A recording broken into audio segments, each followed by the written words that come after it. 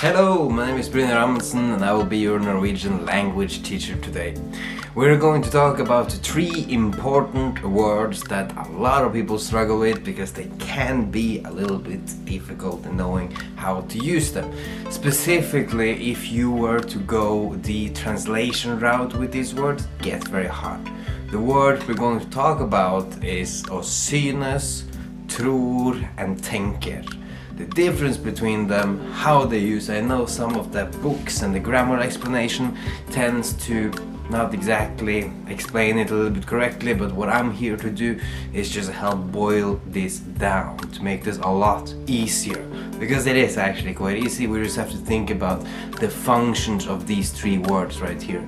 So let's get into it. So no translation here, just focus still on the function. We want to have this that we are focusing on the function of the word instead of what it means in another language. Makes this a lot easier. So we have what it is this, and then again SYNES, TROR and TENKER. So the first one, we got SYNES here. This is used when there is a focus on a subjective opinion, something that is neither right or wrong. It's not factual, it's something that's subjective. For example, whether or not you thought personally the movie was good, right? Jeg synes filmen var bra, right? It's not something you can check. It's like very subjective onto you. For example, the jeg tror, on the other hand, this is for stuff more concerned with facts, right? Jeg tror det -10 i dag. Jeg tror det skal regne i morgen, right? These are things that you can check. These are more fact-based if they're right or wrong. So SYNES has a subjective thing, right? Whether or not the food was good, did you like the food? Or synes du den leksjonen god? Right? Synes du det var hjelpsomt? This is subjective. Whether or not for you, yes or no, there. So the tror, when to use this one, this is when you are focusing on the functions of facts and future. That's it. If it happens in the future, for example, jeg tror det vil regne i morgen, there you go, future tror immediately.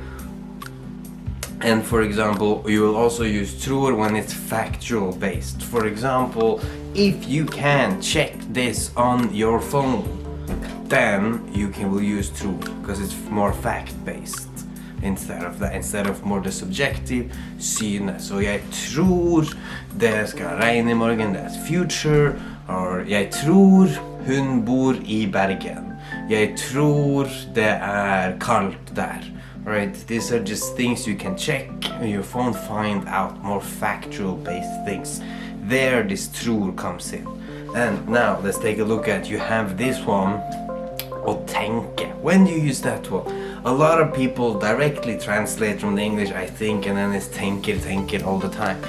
No, don't do that. You do not want to do that. Tenke is only used when you're focusing on the cognitive process of thinking. Right, hva tenker du på? Jeg tenker på i morgen, like actively referencing the act of thinking, what you're thinking of something. Jeg tenker på deg, jeg tenker på, han tenker bare på seg selv, right? He only thinks about himself. Like when you're focusing more on just the thinking process, that's the only time you will use å tenke. So to sum up, we got the SYNES when you got the subjective, right? It's not right, it's not wrong, it's more just subjective, whether or not you think it's cold outside, for example, or there you have it, for example, if you think it's cold outside, right? The temperature is factual based, right? But whether or not you think it's cold can be subjective, right? So there you go. Jeg synes det kaldt ute. Or if you're not sure, tror, right? So here you gotta, like, if you don't have a specific opinion about something, right? Then you can always just pump in the tror. There are certain things you just don't really have an opinion about.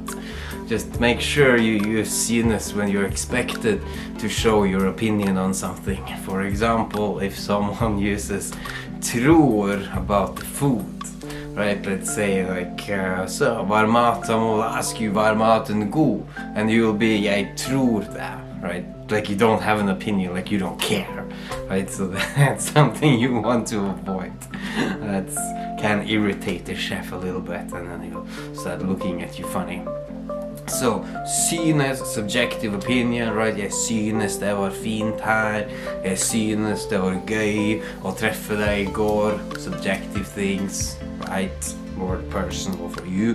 And then tror for then the future, right? Always just automatically, if future then tror, and if it's factual based, tror. Factual based meaning can you check it on the phone? Then you go with tror every single time, makes it very easy. If it's that or future, tror. Tänka, just the process. Stop using tänka all the time. A lot of people use that way too much.